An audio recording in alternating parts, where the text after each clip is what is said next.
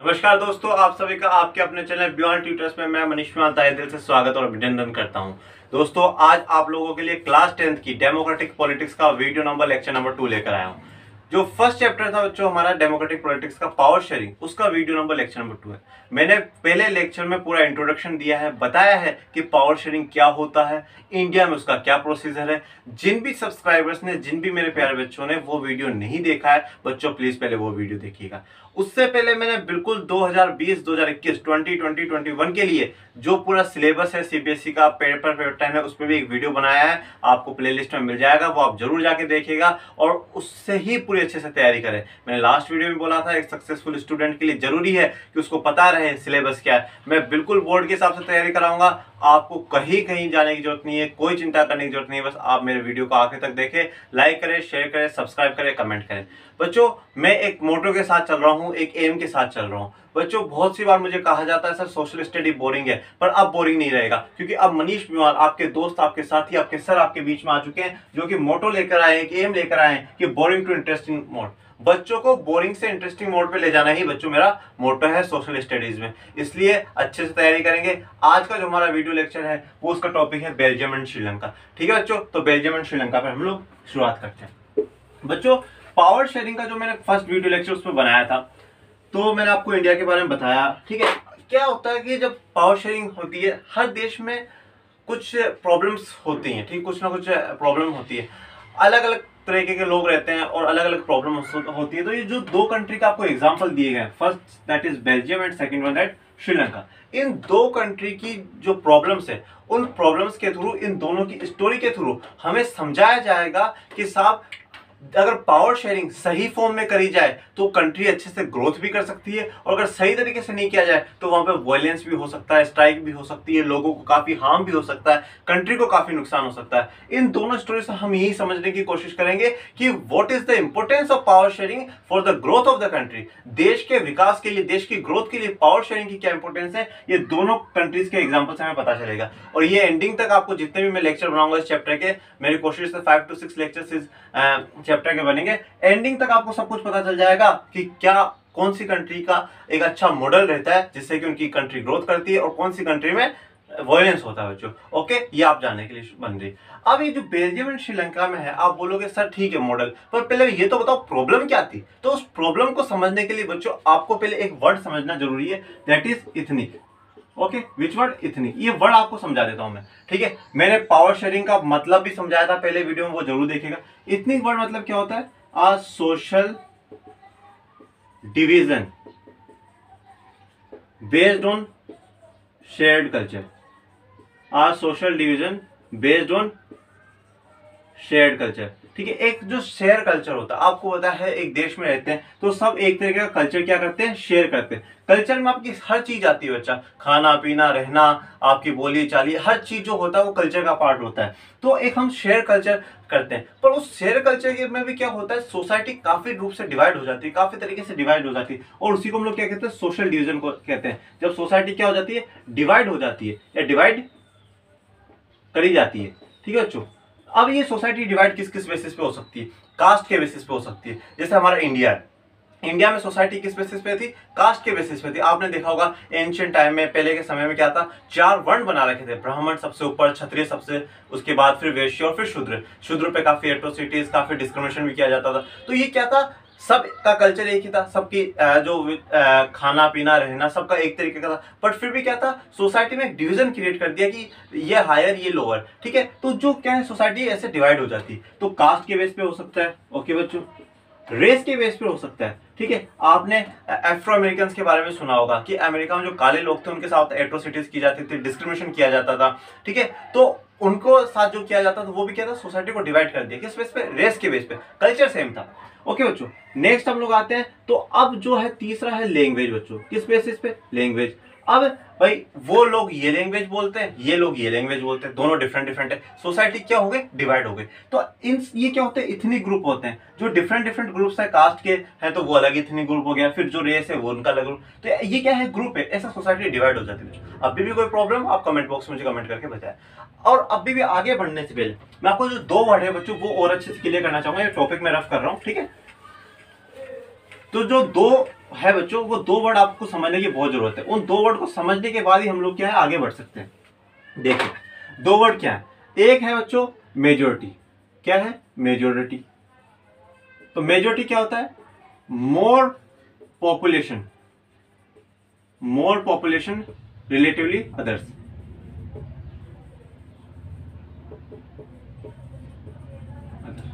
और एक होता है वर्ड माइनॉरिटी बच्चों, ठीक है, कि माइनॉरिटी क्या होता है? Less population relatively others.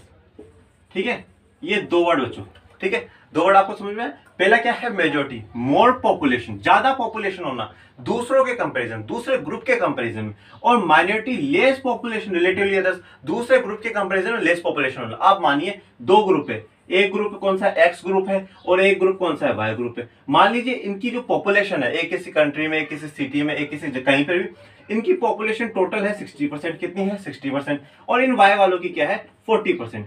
तो अब कौन मेजोरिटी में? सर ये मेजोरिटी में, ये मेजोरिटी में। क्यों? इनकी पॉपुलेशन इनके कंपैरिजन में क्या है? ज्यादा है बच्चों, ठीक है, इनके कंपैरिजन में ज्यादा है। और ये लोग क्या है? माइनॉरिटी में है, ठीक है। क्यों? क्योंकि इनकी पॉपुलेशन इनके कंपैरिजन में कम है। तो रिलेटिवली अदर्स, दूसरे के कंपैरिजन में ज्यादा है, कम होना, उसी के बेसिस पे क्या होता है? मेजोरिटी और माइनॉरिटी होती है।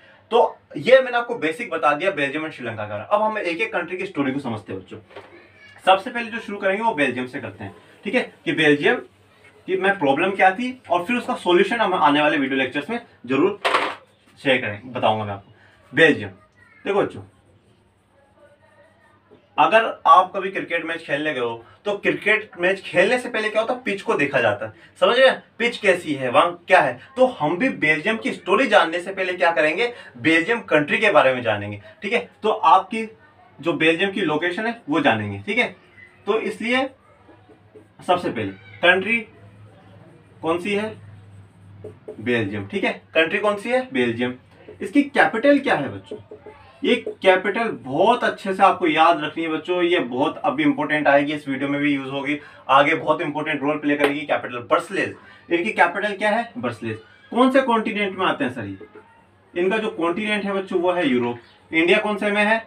आप मुझे कमेंट बॉक्स में कमेंट करके बताइएगा कि इंडिया कौन से कॉन्टिनेंट में आता है, ठीक है। और बेल्जियम किस में है? यूरोप में। इंडिया का जरूर आप मुझे कमेंट बॉक्स में कमेंट करके बताना बच्चों कि इंडिया कौन से कॉन्टिनेंट में, ठीक है।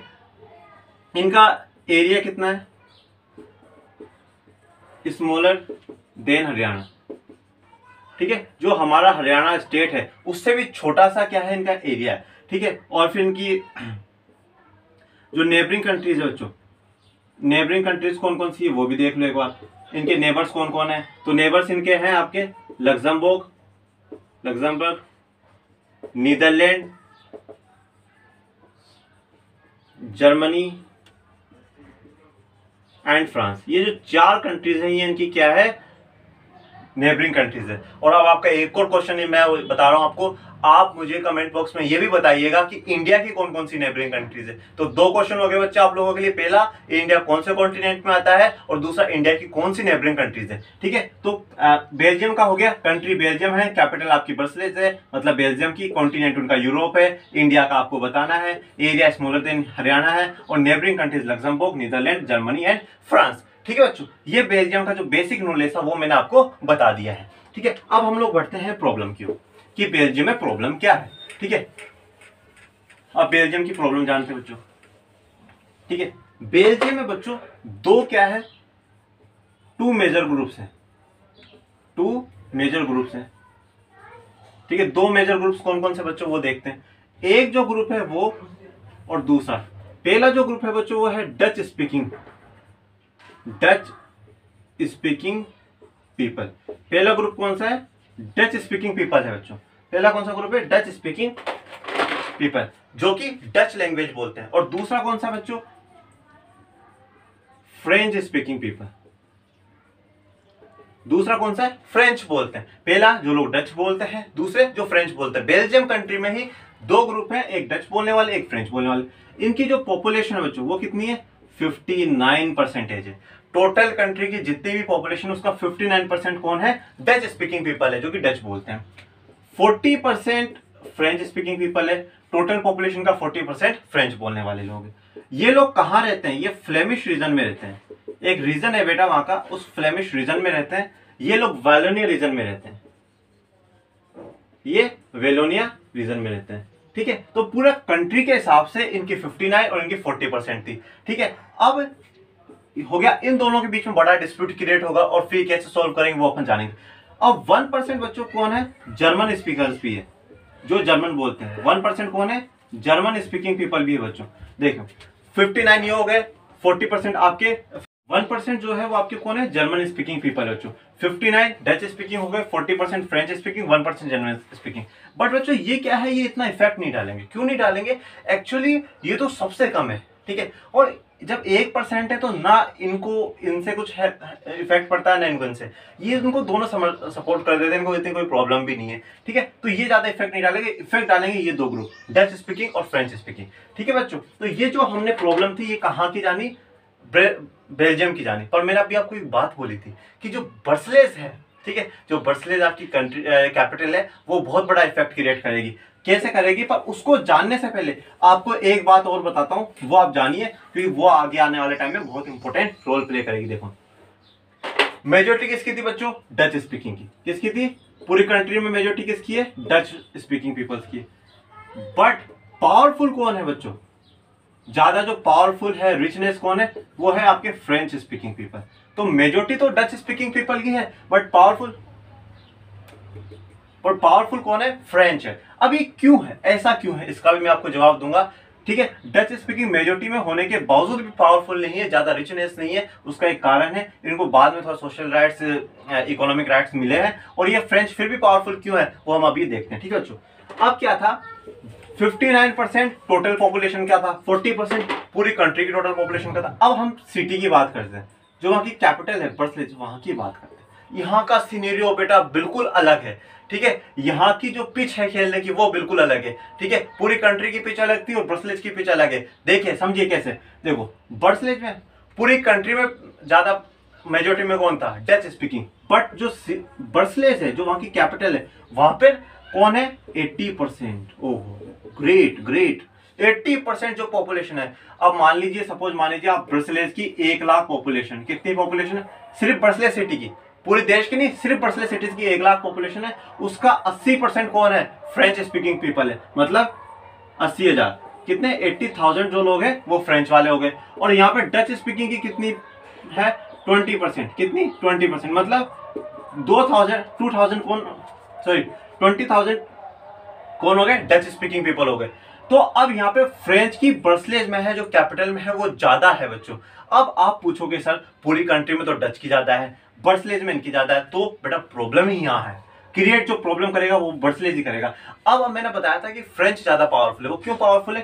क्योंकि बेटा ब्रसेल्स में है ना, इनकी पॉपुलेशन ज्यादा है। और आपको पता होगा कैपिटल से कंट्री चलता है, हमारा देश दिल्ली से चलता है। दिल्ली में आपको बताओ कि बड़ी बड़ी फैक्ट्रियां होंगी, बड़े बड़े इंडस्ट्री होंगे, इंडस्ट्रियलिस्ट हैं, बिजनेसमैन हैं, पॉलिटिशियंस हैं। तो ज्यादा जो पावरफुल है वो पावर कहाँ होता है? कैपिटल में होता है। और ये कैपिटल में जो पॉपुलेशन ज्यादा है वो फ्रेंच की है, मेजोरिटी फ्रेंच वालों की है, इसलिए फ्रेंच बेटा पावरफुल है, इसलिए पावरफुल रिच है। ये प्रॉब्लम आपको क्रिएट समझनी होगी। ठीक है, मैंने आपको कंट्री की भी कंडीशन बताई, कैपिटल की भी कंडीशन बताई। अब दोनों को पाई चार्ट और समझा देता हूं, जिससे कि आपको कहीं प्रॉब्लम नहीं आएगी।